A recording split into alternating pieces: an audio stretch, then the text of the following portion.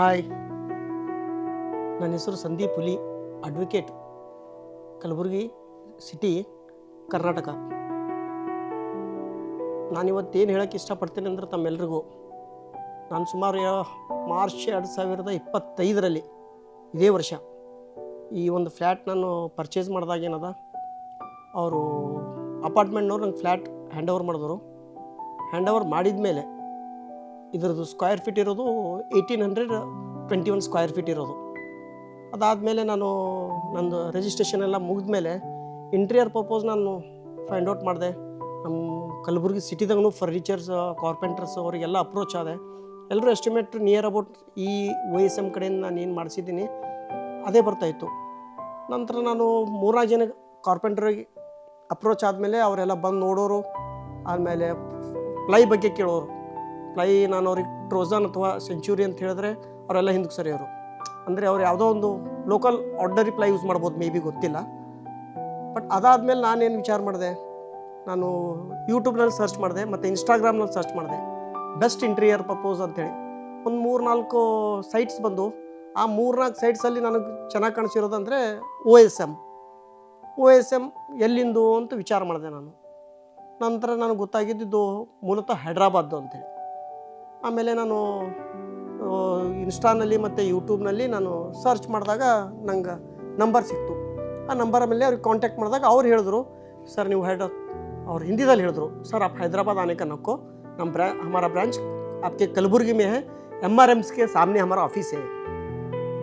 So ನಾನು ಅವರಿಗೆ ಅಷ್ಟೊತ್ತಲ್ಲ ನನಗೆ 1 ಮಂತ್ 1.5 ಮಂತ್ ಟೈಮ್ ಹೋಗಿತ್ತು.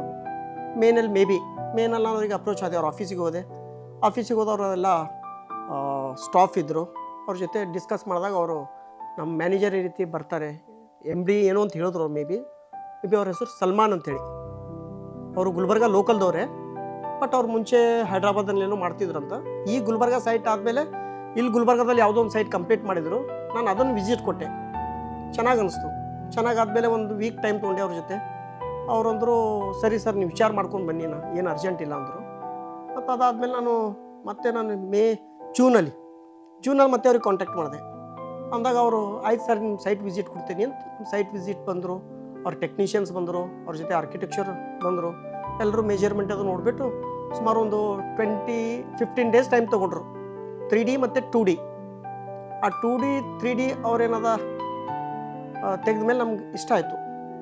ಇಷ್ಟ ಆದಮೇಲೆ ನಾನು ಬಜೆಟ್ ನೋಡಿದೆ ಇಂಪಾರ್ಟೆಂಟಾಗಿ. ಯಾಕಂದರೆ ಈಗ ಆರ್ಕಿಟೆಕ್ಚರು ಇಂಜಿನಿಯರ್ಸು ಇವ್ರದ್ದು ಫ್ರಾಂಚೈಸಿ ಅಂದರೆ ಇವ್ರದ್ದು ಮೇ ಬಿ ಜಾಸ್ತಿ ಕಾಸ್ಟ್ ಇರ್ಬೋದು ಅಂದ್ಕೊಂಡು ನಾನು ಸ್ವಲ್ಪ ಥಿಂಕ್ ಮಾಡಿದೆ. ಆಮೇಲೆ ನನಗೆ ಕಾರ್ಪೆಂಟರ್ ಕಡೆಯಿಂದ ಅವ್ರ ಕಡೆಯಿಂದ ಎಸ್ಟಿಮೇಟ್ ತೊಗೊಂಡೆ, ಇವ್ರ ಕಡೆಯಿಂದ ಎಸ್ಟಿಮೇಟ್ ತೊಗೊಂಡೆ. ಬಟ್ ಇವ್ರು ಯೂಸ್ ಮಾಡ್ತಾರಂಥ ಮಟೀರಿಯಲ್ ನೋಡಿದ್ರೆ ನಂಬರ್ 1 ಕ್ವಾಲಿಟಿ ಇದೆ.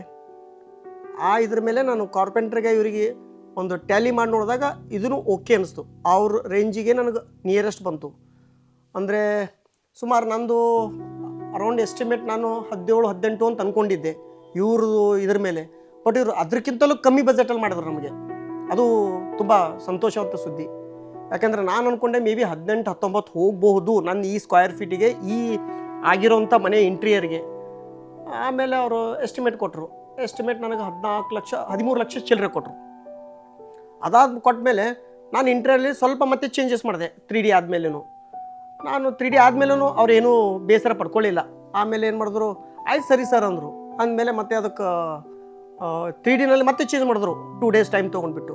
ಮತ್ತೆ ನನಗೆ ಕಾಸ್ಟ್ ಜಾಸ್ತಿ ಬರುತ್ತೆ ಅನ್ನೋ ಅಂದ್ಕೊಂಡೆ. ಮತ್ತೇನು ಕಾಸ್ಟ್ ಜಾಸ್ತಿ ಬರಲಿಲ್ಲ. ನಿಯರ್ ಅಬೌಟ್ ಅದಕ್ಕೇ ಅದರಲ್ಲೇ ಒಂದು ಸೆಮಿ ಪ್ಲೇಟಿಗೆ ತಂದರು ಅವರು. ಸೊ ನಾನು ಏನು ಹೇಳೋಕ್ಕೆ ಇಷ್ಟಪಡ್ತೇನೆ ಅಂದರೆ, ವರ್ಕು ಭಾಳ ನೀಟಿದೆ. ತಾವು ಈ ಮನೆ ವಿಡಿಯೋ ಪೂರ್ತಿ ನೋಡಿದಾಗ ತಮಗೆ ಗೊತ್ತಾಗ್ಬೋದು. ನಾನು ಅಂದ್ಕೊಂಡಿರೋದು ನಮ್ಮ ಹೈದ್ರಾಬಾದ್ ಕರ್ನಾಟಕದಲ್ಲಿ ಗುಲ್ಬರ್ಗ, ಬೀದರ್, ರಾಯಚೂರು ಮತ್ತು ಯಾದಗಿರಿ, ಬಿಜಾಪುರ ಕೂಡ ಆಯಿತು. ಸಾಕಷ್ಟು ಜನ ಫರ್ನಿಚರ್ಸು, ಕಾರ್ಪೆಂಟರ್ಸು, ಇಂಟೀರಿಯರ್ಸು ಎಲ್ಲರೂ ಇದ್ದಾರೆ. ನಾನು ಯಾರ ಬಗ್ಗೆನೂ ಏನು ಹೇಳೋಕ್ಕೆ ಇಷ್ಟಪಡ್ತಿಲ್ಲ. ಬಟ್ ಆದರೂ ನಾನು ನೋಡಿರೋ ಒಂದು ಸರ್ವೆ ಪ್ರಕಾರ ನೋಡಿದ್ರೆ OSM ಈಸ್ ವೆರಿ ವೆರಿ ಅಂದರೆ ಒಂದು ಹೇಳಬೇಕಂದ್ರೆ ಅದು ಕ್ಲಿಯರ್ ಆಗಂದರೆ OSM ವರ್ಕ್ ನೀಟಿದೆ. ನಂಗೆ ತುಂಬ ಇಷ್ಟ ಆಗಿದೆ ಇವ್ರ ವರ್ಕು. ಈವನ್ ನನಗೆ ಮೇ ಬಿ 45 ಡೇಸ್ ಹೇಳಿದ್ರು, 2-3 ಡೇಸ್ ಏನೋ ಡಿಲೇ ಆಯಿತು ಅಷ್ಟೇ. ಅಂದರೆ ಅದು ನಾನು ಸ್ವಲ್ಪ ಚೇಂಜಸ್ ಮಾಡ್ಕೊಂಡು ಪರ್ಪೋಸ್ ಚೇಂಜ್ ಆಯಿತು. ಇಲ್ಲಂದರೆ ಇನ್ ಟೈಮ್ ಅವ್ರೇನು 45 ಡೇಸ್ಗೆ ಟೈಮ್ ಹೇಳ್ತಾರೆ, ಆ ಟೈಮಲ್ಲೇ ಟೇಕ್ ಓವರ್ ಮಾಡ್ಕೊಂಡು ಬಿಟ್ಟಾದಮೇಲೂ ನಿಮ್ಗೆ ಹ್ಯಾಂಡ್ ಓವರ್ನು 45 ಡೇಸಿಗೆ ಕೊಡ್ತಾರೆ. ನಾನು ನಂತರ ಸ್ವಲ್ಪ ಏನೋ ಚೇಂಜಸ್ ಮಾಡಿ ಒಂದು 2-3 ಡೇಸ್ ಎಕ್ಸ್ಟ್ರಾ ಹೋಗಿದೆ ಅಷ್ಟೇ, ಅದಕ್ಕೆ ಬಿಟ್ಟರೆ ಏನೂ ಚೇಂಜಸ್ ಇಲ್ಲ. ಅದಾದಮೇಲೆ ರೇಟಲ್ಲಿ ಕೂಡ ನನಗೆ ಸ್ಯಾಟಿಸ್ಫ್ಯಾಕ್ಷನ್ ಆಯಿತು. ಈವನ್ ಪ್ಲೈನಲ್ಲೂ ನಾನು ಮುಂಚೆ ಅವರಿಗೆ ಕಂಡೀಷನ್ ಮಾಡಿದ್ದೆ ಟ್ರೋಜನ್ ಬೇಕಂತ ಹೇಳ್ಬಿಟ್ಟು, ಆಯಿತು ಅಂತ ಹೇಳಿದರು. 3D ನಂದು ಎಸ್ಟಿಮೇಟು ಎಲ್ಲ ಕೊಟ್ಟಾದ್ಮೇಲೂ ಮತ್ತೆ ನನಗೆ ಟ್ರೋಜನ್ ಬೇಡ, ನನಗೆ ಸೆಂಚುರಿ ಪ್ಲೈ ಬೇಕಂತ ಕೇಳಿದೆ. ಅದಕ್ಕೂ ಅವ್ರು ರೇಟಲ್ಲಿ ಏನೂ ಚೇಂಜಸ್ ಮಾಡಲಿಲ್ಲ. ನಿಮ್ಮ ಇಷ್ಟ ಸರ್ ಯಾವುದು, ಯಾಕಂದರೆ ಅವ್ರದ್ದು ಒಂದು ಏನಂದರೆ ಕ್ವಾಲಿಟಿ ಮಾತ್ರ ನಂಬರ್ 1. ನೀವು ಯಾವ ಬ್ರ್ಯಾಂಡೆಡ್ ನೀವು ಇಷ್ಟಪಡ್ತೀರಿ, ನೀವು ಅದು ಹೇಳ್ತೀರಿ, ಅದರಲ್ಲಿ ಅವ್ರು ಮಾಡಿಕೊಡ್ತಾರೆ. ಅದ್ರ ಬಗ್ಗೆ ಏನು ಮತ್ತೊಂದು ಮಾತಿಲ್ಲ. ಆಮೇಲೆ ಇನ್ನೊಂದು ಹೇಳಬೇಕಂದ್ರೆ ಈವನ್ ನನ್ನ ಮನೆ 47-48 ಡೇಸಲ್ಲಿ ಕಂಪ್ಲೀಟ್ ಆಯಿತು, ಹ್ಯಾಂಡ್ ಓವರ್ ಆಯಿತು. ನಾನು ಓಪನಿಂಗ್ ಆದಮೇಲೂ ಒಂದು 2-3 ಕಡೆ ಸ್ವಲ್ಪ ಏನೇನೋ ಮೈನರ್ ವರ್ಕ್ ಬರ್ದಿರ್ತಲ್ಲ, ಕಾಮನ್ ಆಗಿ ಅಂಥ ದೇವ್ರು ಕೂಡ ಏನೋ ಮಾಡಿದ್ರು, ಸೃಷ್ಟಿ ಮಾಡಿದ್ರು ಮನುಷ್ಯನಿಗೆ ಏನೇನೋ ಕಷ್ಟ ಬರುತ್ತಂತ. ಆ ರೀತಿ ಮನೆ ವರ್ಕ್ ಆದಮೇಲೂ ಸ್ವಲ್ಪ ಏನೋ ಒಂದು 2-3 ಕಡೆ ನನಗೆ ಸ್ವಲ್ಪ ಫರ್ನಿಚರಲ್ಲಿ ಇದು ಬಂತು. ನಾನು ಇಮಿಡಿಯೇಟ್ ಫೋನ್ ಮಾಡಿದ್ರೆ ಮೇ ಬಿ ಒಂದು ಅರ್ಧ ಗಂಟೆ 1 ಅವರಲ್ಲಿ ಸರ್ವಿಸ್ ಮ್ಯಾನ್ ಬರ್ತಾನೆ ಅವ್ರದ್ದು. ಅದೊಂದು ತುಂಬ ಇಷ್ಟ. ಮೇನ್ ಅಂದರೆ ನಮ್ಮ ಗುಲ್ಬರ್ಗಾದಲ್ಲಿ ಹೇಳ್ಬೇಕಂದ್ರೆ ಎಲ್ಲರೂ ಫರ್ನಿಚರ್ ಮಾಡಿಕೊಟ್ರೆ ಮುಗಿತಪ್ಪ ನಮ್ಮ ಕೆಲಸ ಅಂತ ಹೋಗ್ಬಿಡ್ತಾರೆ. ಬಟ್ ಇವ್ರದ್ದು ಹಂಗಿಲ್ಲ. ಈ ಫರ್ನಿಚರ್ ಮಾಡಿಕೊಟ್ಟಾದ್ಮೇಲೆ ನಿಮ್ಗೆ ಏನೇ ಸರ್ವಿಸ್ ಇದ್ದರೂ ಅದು ಸರ್ವಿಸಿಗೆ ಫ್ರೀ ಸರ್ವಿಸ್ ಕೊಟ್ಟಿದ್ದಾರೆ. ನಮ್ಮ ಹತ್ರ ಅಂತೂ ಯಾವುದೇ ದುಡ್ಡು ತೊಗೊಂಡಿಲ್ಲ ಅವರು. ಸೊ ನಾನು ಎಲ್ರಿಗೂ ಇಷ್ಟು ಹೇಳೋಕ್ಕೆ ಇಷ್ಟಪಡ್ತೀನಿ, ನೀವೇನಾದರೂ ಸ್ವಂತ ಮನೆ ಅಥವಾ ಸ್ವಂತ ಫ್ಲ್ಯಾಟು ಅಥವಾ ನಿಮ್ದು ಏನಾದರೂ ಒಂದು ಆಫೀಸು ಅಥವಾ ಏನಾದರೂ ಒಂದು ಬಿಲ್ಡಿಂಗು, ನಿಮ್ದು ಇಂಟೀರಿಯರ್ಸ್ ಏನಾದರೂ ಮಾಡಬೇಕಂದ್ರೆ ಇಟ್ಸ್ ಮೈ ಒಪಿನಿಯನ್ ಏನಂದರೆ ನೀವು OSMನವ್ರಿಗೆ ಏನದ ನೀವು ಅಪ್ರೋಚ್ ಆಗಬೇಕು ಅಂತ ನಾನು ಎಲ್ರಿಗೂ ಮನವಿ ಮಾಡ್ತೀನಿ. ಯಾಕಂದರೆ ನನಗೆ ಅನುಭವಿಸಿದ್ದು ಮತ್ತು ಮುಂದೆ ಅದು ನಿಮಗೆ ಬಿಟ್ಟಿದ್ದು ಇಲ್ಲ ಅಂತ ಹೇಳ್ತಾ ಇಲ್ಲ, ಬಟ್ ಎಲ್ಲದಕ್ಕಿಂತಲೂ ಬೆಟರ್ ದೆನ್ OSM. ಸೊ ನನ್ನ ಮನೆ ಓಪನಿಂಗ್ ಆಗಿದ್ದು ನವಂಬರ್ 10ಕ್ಕೆ. ನನಗೆ ಅವರು ಮನೆ ಹ್ಯಾಂಡ್ ಓವರ್ ಮಾಡಿದ ಮೇಲೆ ಆದ್ನೂ ನಾನು ಸ್ವಲ್ಪ ಮತ್ತೆ ಒಂದು 15 ಡೇಸ್ ಗ್ಯಾಪ್ ಕೊಟ್ಟೆ ಓಪನಿಂಗಿಗೆ.